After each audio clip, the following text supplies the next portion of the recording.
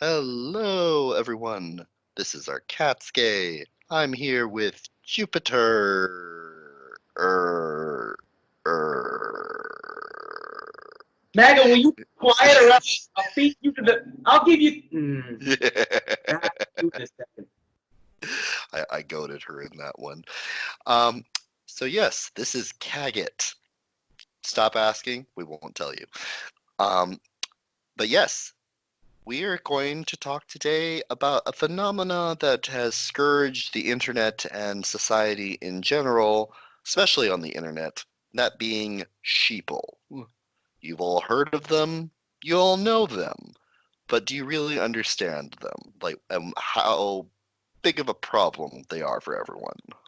And to clarify, basically, if you really wanted to define a sheeple, a sheep person, it's the person that will tell you, President Trump said that all Nazi or there was good people on both sides of the Charlottesville rally, and you'll say, wait a minute, no, he didn't. That's been debunked. Let me show you this. And they're like, you're lying. And then you'll show them a clip or show them the actual transcript, and they'll say, fine, but he puts children in cages.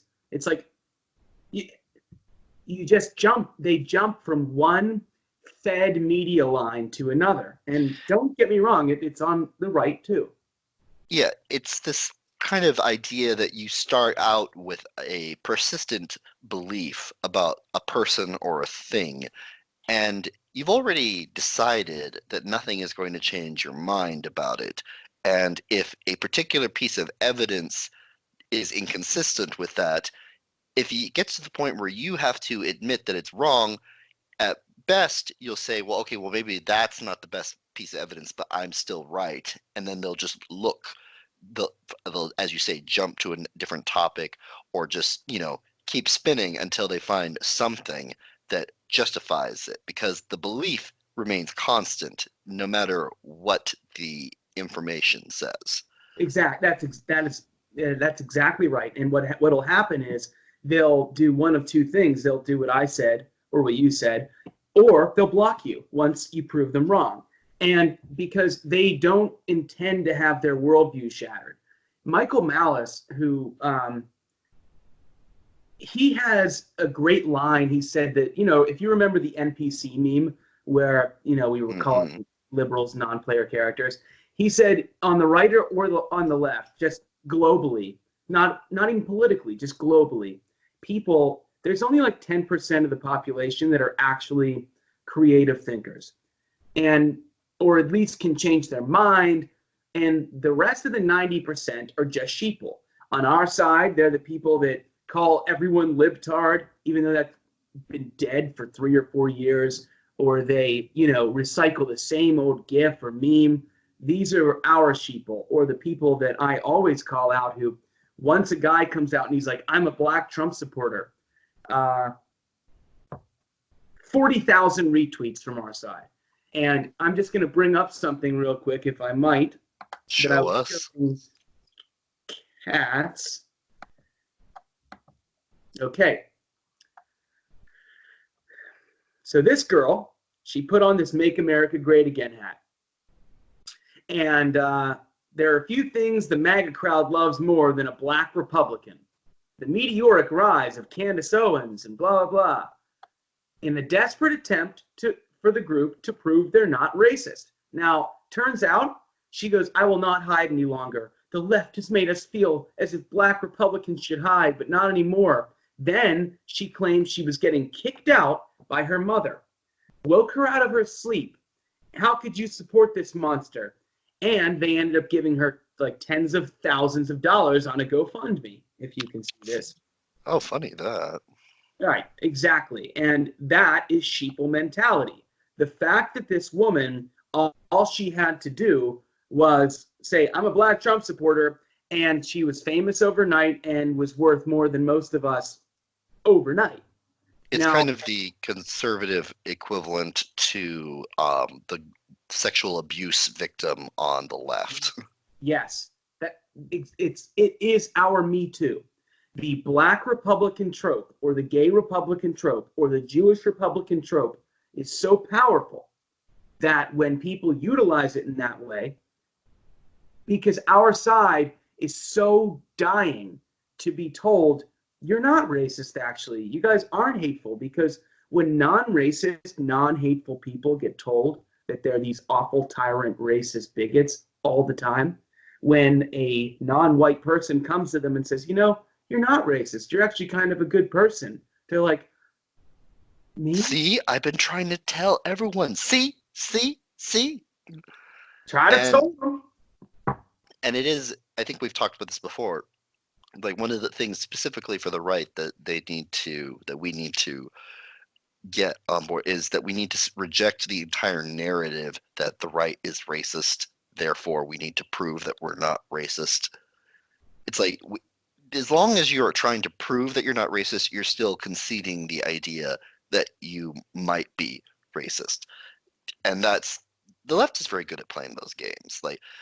But before we start dissecting strategies and different problems of the right, so I will say, what do you think the difference between, we've talked about right-wing sheeple, what are the left-wing sheeple, though?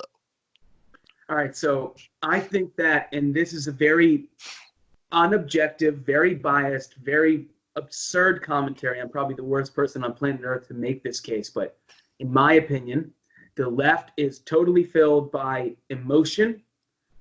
They're much more easily swayed. They go to these colleges. They come out it's like a clone factory. They all come out spitting the same words over and over again. So the right, on the other hand, what's that? Do you think that colleges play a stronger role because of their incredible left-wing bent in making sheeple? The biggest role, because young men and women want to be, they want friends. They want to be recognized. They want to be loved. They want to feel virtuous. They're idealistic. They're at that age, they want to change the world. They want to be great, and they want people to think they're great. And if you wore a MAGA hat around a campus, you would not only not be great, you would be called every name in the book. But the whole left-wing, right-wing thing, our sheeple, while they want to be accepted, they're not as emotional. We're much more right brain driven on the right. On the left, that is the non-creative side, correct? I always get them confused. I know what you're saying. Like, it's analytical versus intuition. Right. We're much cooler, much calmer. And on the left, and that's not always the case, and it doesn't have to be. I was a very eccentric person, just kid. Broad strokes. Right, but we're talking about the sheeple. We're not talking about anything else. But on the left, we're going to do an episode about student loan debt, but just an example. Bernie Sanders and the left is now telling college kids, well, we're going to relieve all of your debt. And they're like, oh my God, we love you. Thank you so much. Our savior. Right. And we're not going to ask you how you're going to pay for it. We're not going to ask if the people that had to work 2 jobs to get through college while they were taking loans out, well, would those people get the money back that they spent on college? They don't care. They're just sheeple in that way, and they blindly believe it. But they never ask, well, wait a minute. If you forgive all of student loan debt, aren't the next group of college kids going to end up in the same position? They never ask, well, wait, isn't this a Band-Aid, but the problem's still there? I just had a little thought while you were talking about that. I pictured, because Bernie Sanders is a socialist, like basically a communist. I think he's a communist, to be honest. Yeah. I mean, at this point, the amount of splitting hairs about social democrats, socialist communists, it's sort of like splitting hairs about like different radioactive isotopes. Like they're all radioactive, just to different degrees. Right. But I had the image of, I wondered if Bernie Sanders rallying all of these radical young kids to his cause, saying that he's going to free them from student loan debt, is that kind of like the original Marxist in Russia going around to the serfs saying, we're going to free you from the landowners, even though they didn't really have a good plan and it turned out terribly as a result of it. I mean, it's the same strategy, and yes, I mean, 100% yes, but think about this. like to piggyback off that. First, it was the bourgeoisie and the proletariat, class warfare. Then they realized, wait a minute, in capitalist countries, the poor can get rich, and they're not buying into this. There is no workers' revolution. And so Marxism died off for a while, but the survivors of Marxism, the last surviving, Marxist thought leaders, the last carriers. Yeah, the last carriers of that disease went into the colleges and slowly did the slow march through the institutions. But now they realize, well, in America, it's pretty hard to sell socialism when things are going so well, when poor people have iPhones. So we're going to do it on oppressor versus oppressed and racial lines. Now, sheeple are very eager on the left. You asked the left-right divide. How about this one? People on the left, back to the emotional thing, they are told Katz is a racist and Jewpiter is a racist and they're Nazis. You can't believe a word they say.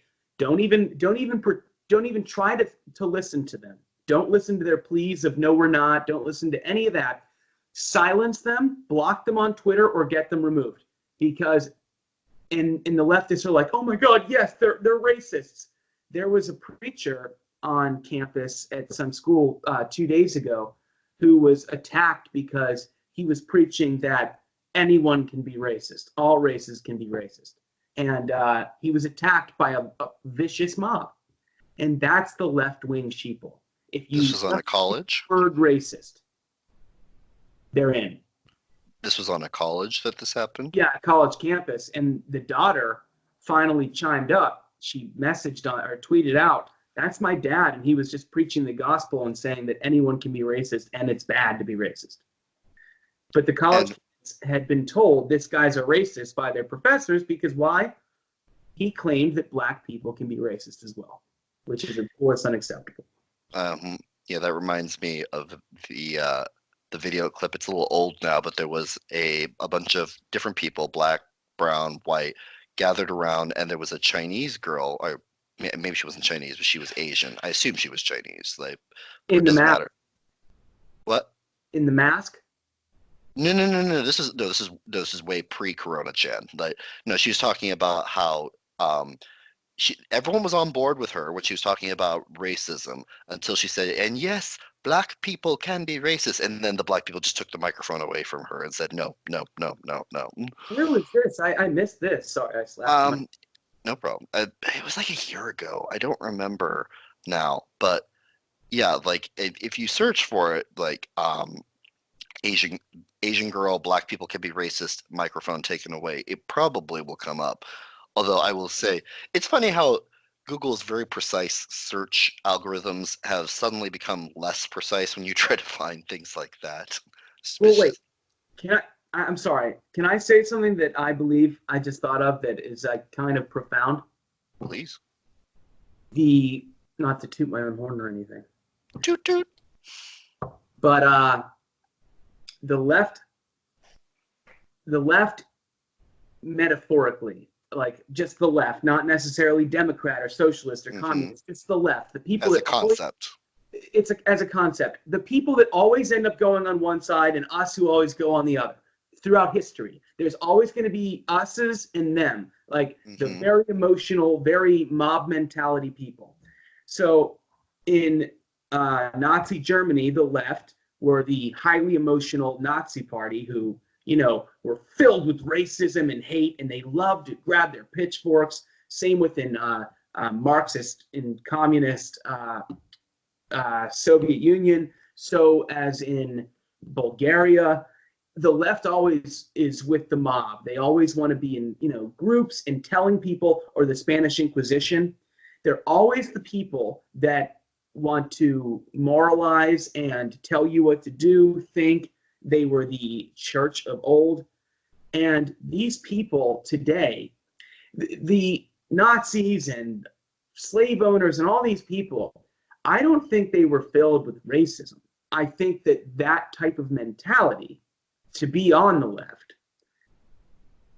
brings you to want to find an enemy and feel yourself on that enemy. Instead of finding power and strength in yourself and being yourself and doing what you think is right and things like that, they would much rather not focus on themselves but focus on others.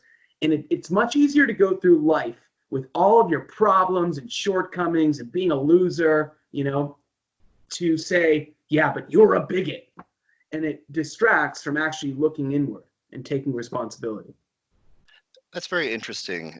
The default that some people will have to go to, again, as you said, to absolve yourself of individual responsibility and to emphasize group responsibility, which the left is the left is very much on right now. It's also very reminiscent of a lot of some Christian religions, not all, but like especially earlier Christian religion, where it was like, you as an individual don't matter so much. It's like, you still have the sins of your family. That's different religions use that. But yeah, the idea of internal responsibility versus external responsibility. And let's be clear, when you say the church and I said the church, I'm talking about the church of old, the moralizing church, which, if you actually look at Christianity specifically, Christianity tells you that you're flawed and that you have original sin and you're sick. And so you need to battle with that in order to reach heaven. So it's not the church, or it's not the religion, but the church and the clergy was a way once upon a time where I want to give someone credit, but I can't think of who said this, but it was brilliant. They said, and I really wish I could give someone credit for this, but they said it was Milo. It was Milo on his original Joe Rogan podcast. You're welcome. I have an amazing memory. Bang. But he said, right now, the SJWs who want to tell you who you can sleep with, what you can say, what you can do, what you can wear, these are the same people that 80 years ago would have joined the clergy. They're sociopaths and bullies, and they've found a vehicle, social justice now. Used to be the clergy. Before that, it was in all groups. There are always these people. They just find the social structure that allows them to have power over others because they don't have any individual characteristics. They're not strong enough. They're not, good looking enough. Like they don't have the ability to impose their will individually. So they have to latch onto a structure that gives them the ability to empower themselves. Like that woman, exactly right. Like that black girl at the multicultural center who went viral saying there are too many white people in here. If she wasn't inside a multicultural center and she didn't have all these talking points laid out for her, it would be much more difficult for her to just go into imagine that same girl going to, I don't know, like your local the local Target and saying, you know what, there are too many white people here. Like, you all need to give us some space because you're making us nervous. People would just look at her and like, what the hell is wrong with you? Right. But at the same time, this is kind of like the sheeple, back to the sheeple trope, is that 20 years ago, that woman would have been, everyone would be appalled. Black, white, brown, whatever. Everyone would be like, you suck.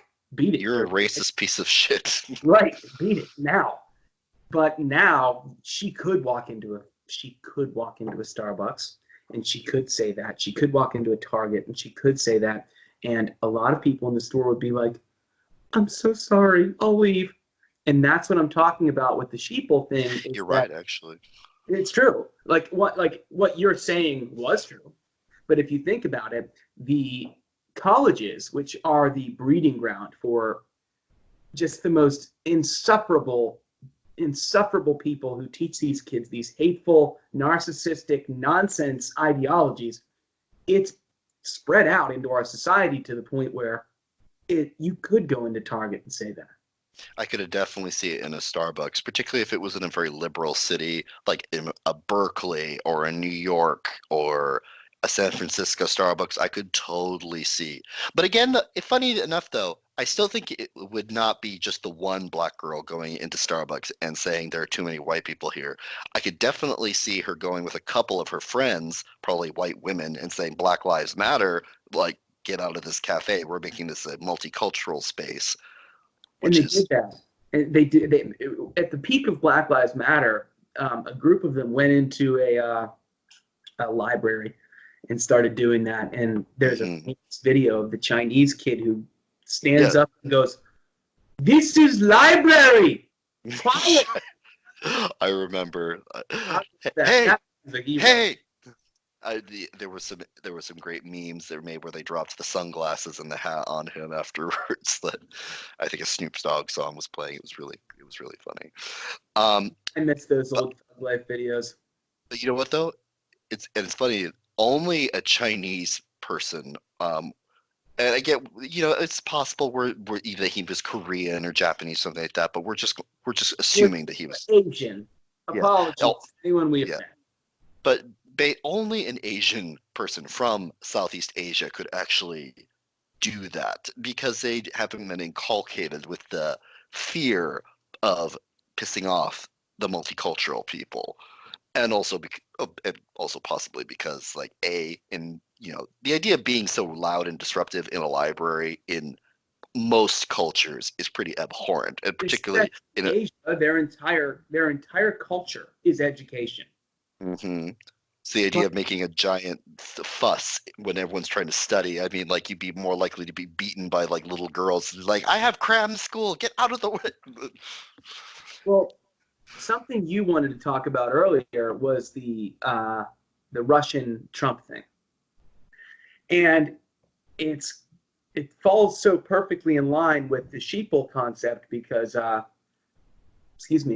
because with the Russian concept, Rachel Maddow, who my dad calls man hands, he always says, "If I had her hands, I'd be in the NFL." She's got big hands. But if Rachel Maddow for years was saying Trump is a puppet of Putin and blah blah blah, and Mueller's going to bring him down, and I have Trump's tax returns and this and that, and it all fell apart. And yet, to this day, as you were saying, the Russian Trump is a Putin puppet is still going Yeah, strong. yeah. I So just the other day. why do you think that is? I feel like like the reason it occurred to me was because I was having a conversation with my dad, and we try not to talk about politics very often because even though my dad and I agree on a lot of things, but we really do not agree on politics lately. And I just remember at some point Trump came up, as he inevitably does in any political conversation, whether it has something to do with him or not. And he was like, "Well, he's a puppet." I was like, "Well, he was." I said, "Well, how come he was acquitted of like they didn't decide to impeach?" He's like, "That's just the Republicans being corrupt." And I asked him for specific points as to how he could believe that, and he made a vague movement as if like I can't even, like it was like a can't even moment, and Can that's what I I get. point something out about Katz's dad? Please. He's literally when I hurt myself, Katz's dad knew exactly. Katz's dad is a really brilliant guy. Like he's like kind of like brilliant, brilliant. And I just want to throw a little side note in to say that he believes this blindly, can't answer why he believes it, and he's not some dumb rube. This isn't. No, We're not talking about some moron here. no, my dad's a very intelligent person, but we all have these blind spots on something, and his is the same that a lot of people have. I'm not calling my dad a sheeple, by the way, just on this No, particular subject. So that no. um, on this particular subject, a lot of people have sheepleish tendencies, let's say, which is like they've already established that they believe this about Trump, and they've already accepted all the old evidence that isn't actually evidence anymore, but they've accepted it. They like, I don't know if they like the way it makes them feel, or it's it's like 1984 with the big, what was it called? The Big Hate, where they had to go into a movie theater and like literally just scream and like this Yeah, image that they were told to hate. the not the moment of hate, but the something of hate. Yeah, the something hate. And that's what Trump has become to these people, is he's become an avatar, like a projection of everything that they hate about everything America, their lives, like everything which they feel is in opposition to what they believe is important. Well, And I'm like the opposite of like someone like a Colin Flaherty who puts things out there and proposes questions and he puts out evidence, but everyone's always like, well, why do you think this is? And he's like, that's above my pay grade. But, or like, that's for you to decide. I just report the facts.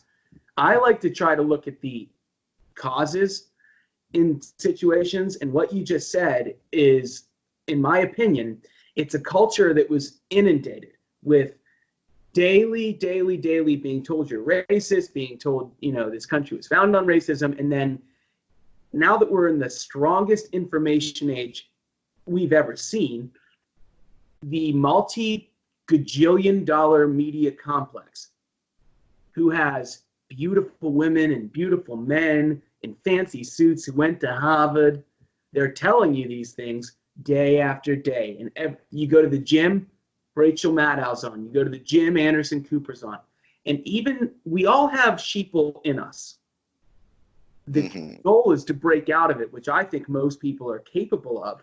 But when you're being constantly bombarded with 24/7 media coverage that is a lie, like fake news, it's so powerful that even someone like your dad or some of my dad's friends who are also brilliant and fun and funny, even they just can't take the barrage of disinformation. There's basically only two responses to anyone who's actually paying attention, because we're also neglecting that the vast majority of people don't even care about any of this. Like the vast majority of Americans could not care less. It's like Trump's the president. Oh, yeah. What are they saying something about like these are people that are so checked out of the political process that they're not even watching the television news. Like they're not like they just go on Facebook and they've got they're not looking at memes. They're looking at pictures of their grandchildren and like cat videos and things like that. But the people okay, I think I lost myself for a second. What was I saying? Well, can I give Please you a go. steroid shot of it? Yes, please. Just an example to what you were saying about people tuning out. People are so politically just gone. They don't, care. But so this disgusting broken tape measure that kind of works does not belong to me, but I accidentally had it in my work pouch when I went home, and so I brought this new laborer's tape home. Now, the kid who owns that, not a kid, he's 8 years older than me, but the kid who owns that, he's like a Trump supporter, kind of. He doesn't know. He just likes Trump. But I was trying to talk to him about Bloomberg.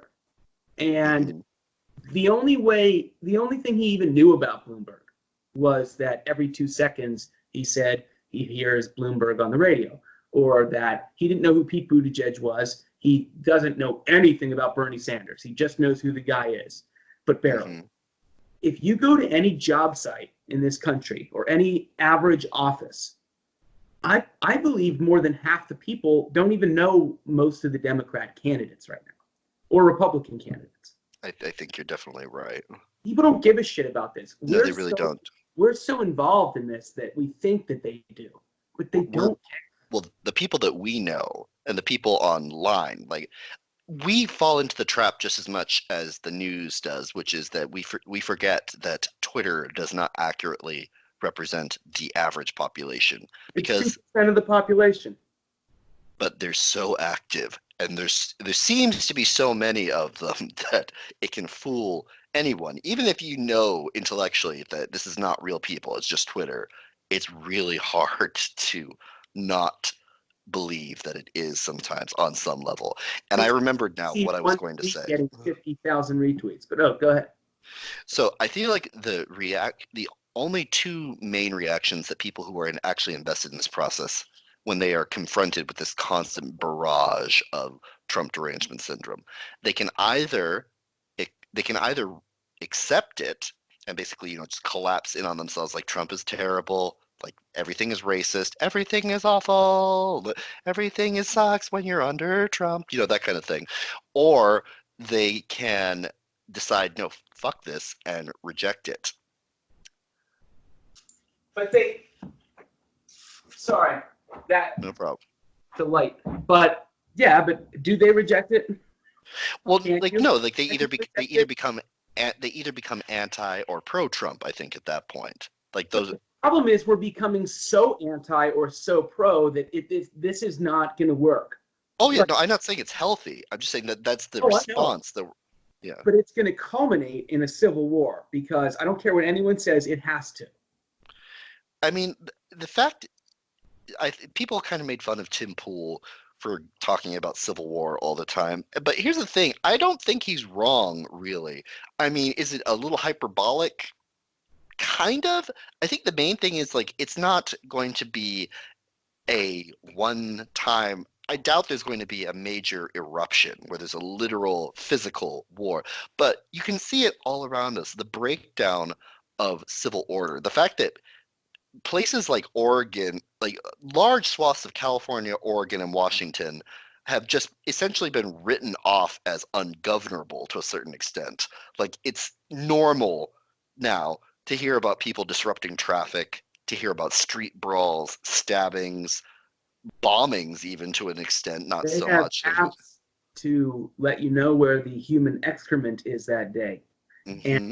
the thing about it is, I'm not necessarily saying it's not going to be a civil war in the sense that we're going to be shooting each other in the streets.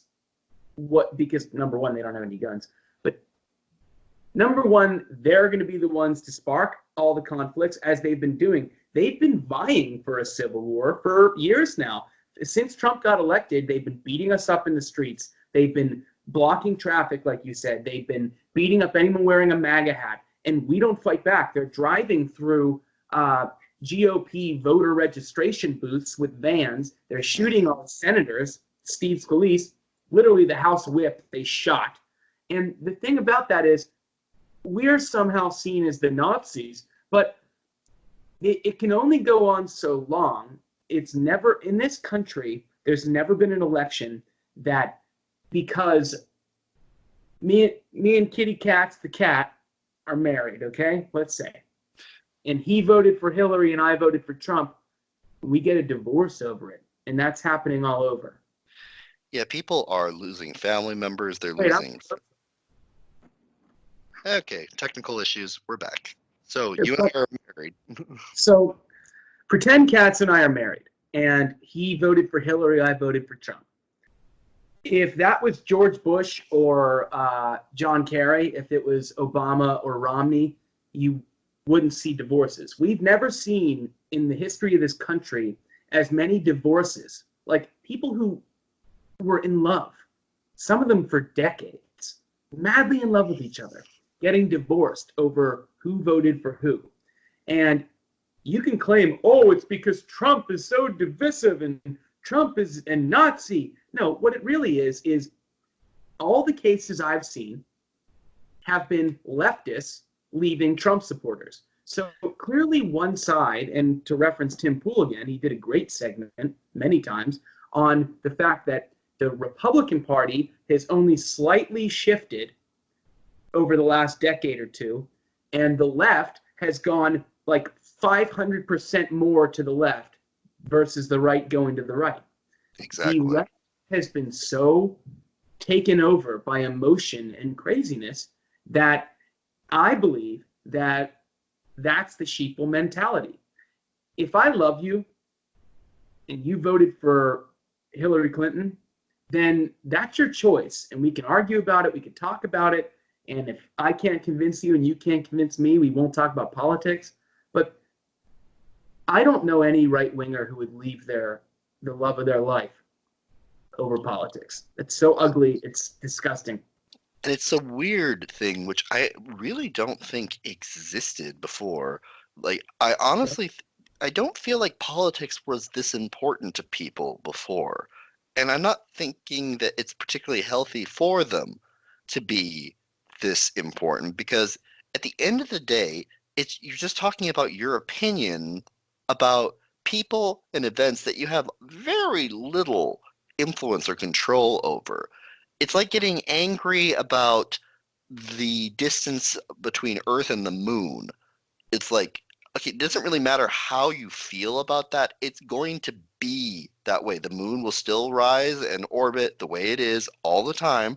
And if you decide to get angry about that, you're just going to make yourself really frustrated. And that's not a perfect example because yes, in an election we have some say over what will happen in theory, but like let's be honest with ourselves. Like at the end of the day, all you can do is just say, okay, I think this, and I wrote this on a piece of paper.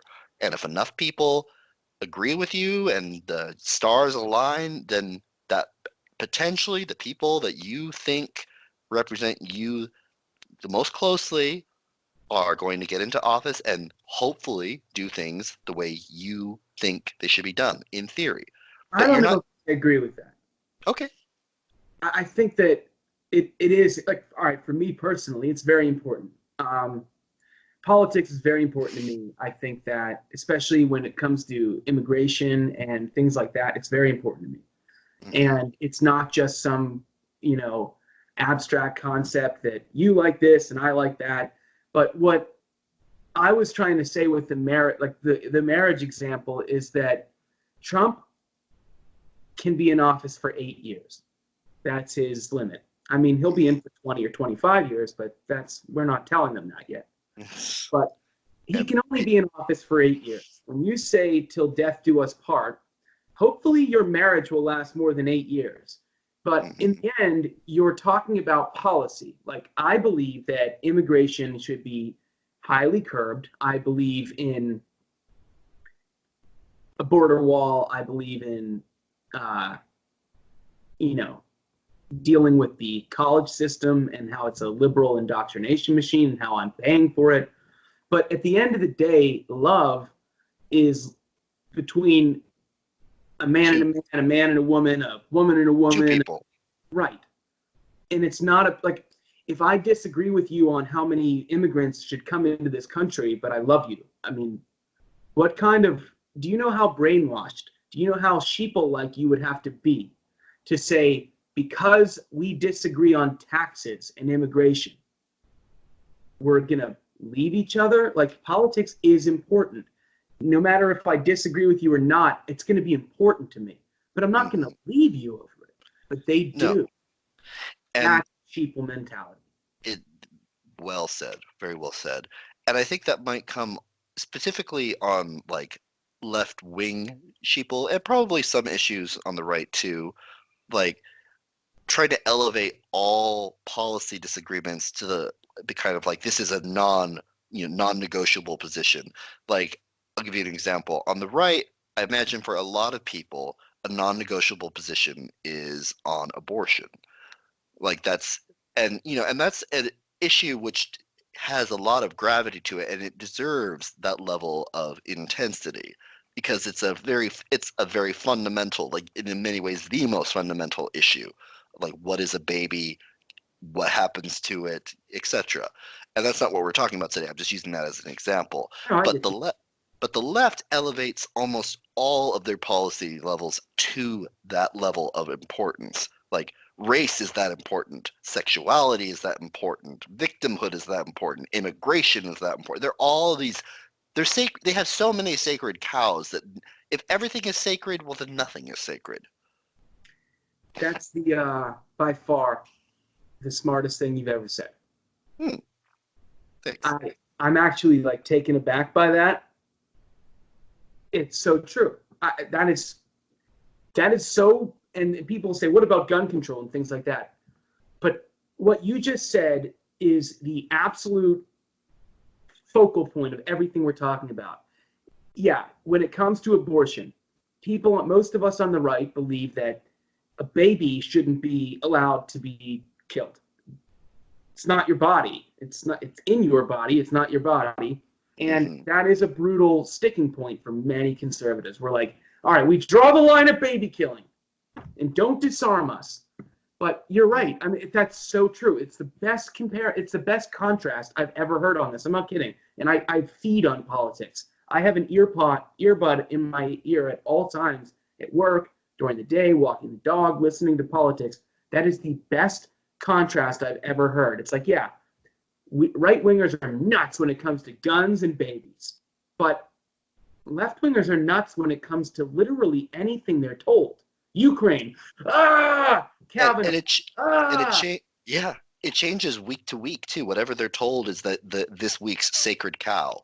Like Kavanaugh Go from saying was. we need border control to protect minority communities. Bernie Sanders said open borders is a Koch brothers idea, and now they're like, we need to open all borders. Whatever they're told, not only do they believe it immediately, and they'll switch their politics on a dime, but they're rabid.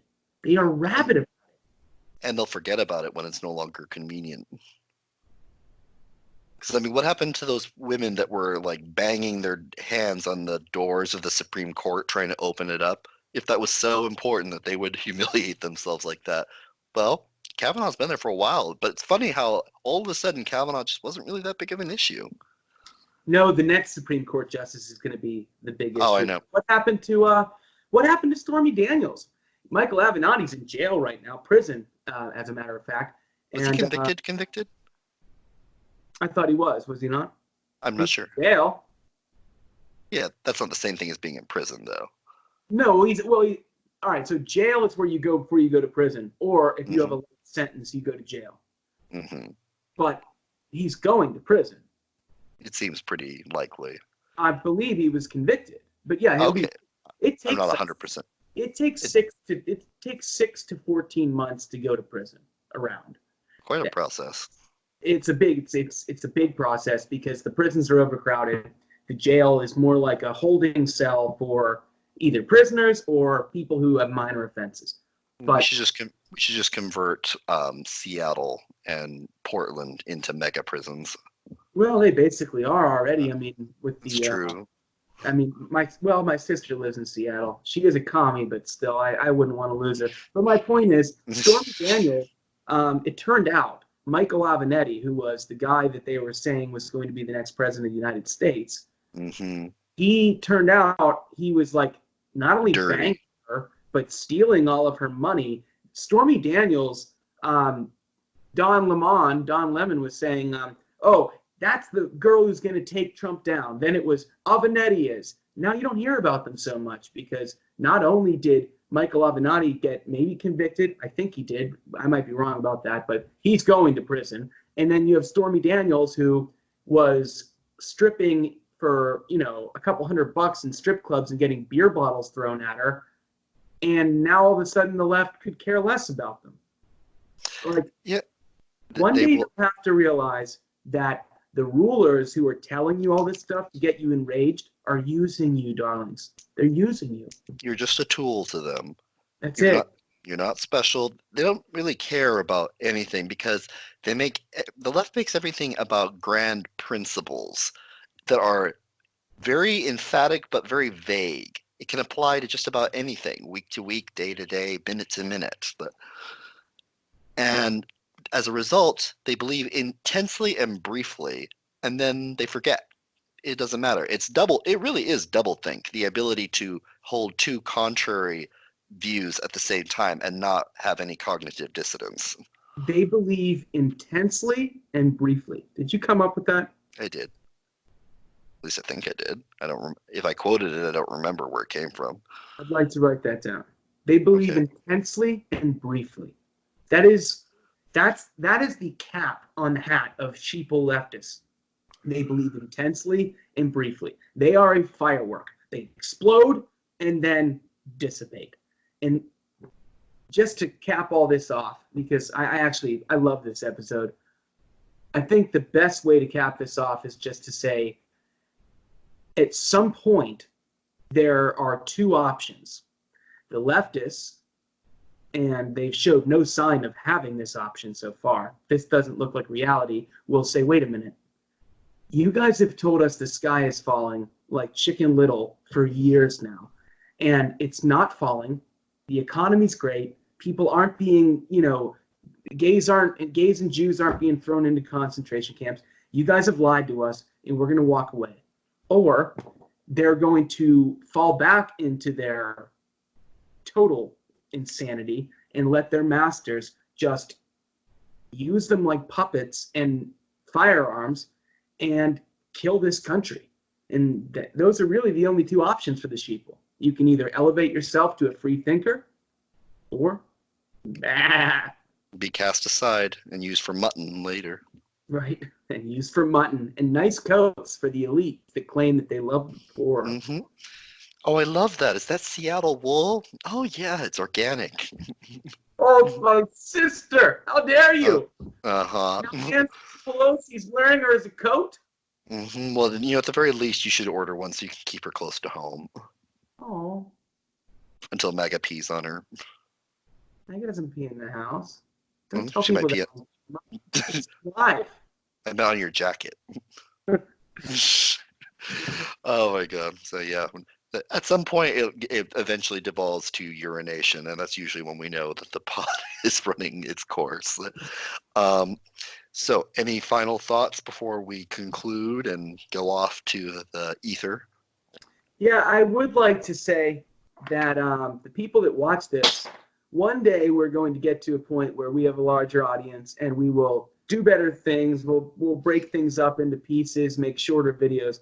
But for the people that do watch us, I would just like to say, you beautiful, gorgeous angel creatures, I adore you, and it means a lot. I mean, even when we get 100 views, we love you. We really do. Thank you.